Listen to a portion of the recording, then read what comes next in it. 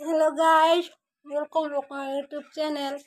मैं अखन रेडी हो तो वीडियो बनाए कस्तो। फिलहाल मैं नहा धोई के आई के मतलब मेखला साड़ी पिंधो मेखला पिंधो सॉरी। और मैं लगा है एकान मॉइस्चराइजर क्रीम एलोवेरा के जनटनी के मैं लगाओ ना एलोवेरा इटा लगाओ तो फिलहाल मैं कौन लगा हो इटा मोर चेहरा के सॉफ्ट सॉफ्ट रखेला मजा सुंदरी ऐसे बेनीटा मैं काइले गुथ रहा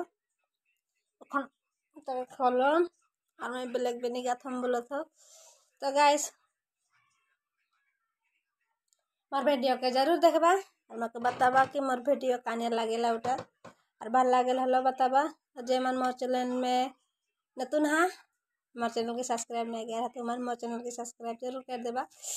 तो मैं यह टाइम अलग शॉर्ट बनाने की कोशिश करा था कि मैं धोनी की दिखाई चाहता हूँ कि मैं क्या वस्तु यूज़ करना होता वैसे कोनो यूज़ नहीं करना वैसे एलोवेरा मॉइस्चराइजर मैं लगाना और कोनो नहीं लगाना वैसे वीडियो बनाना तो के मोर सिंपलनेस भल लगे मके जरूर बताबा।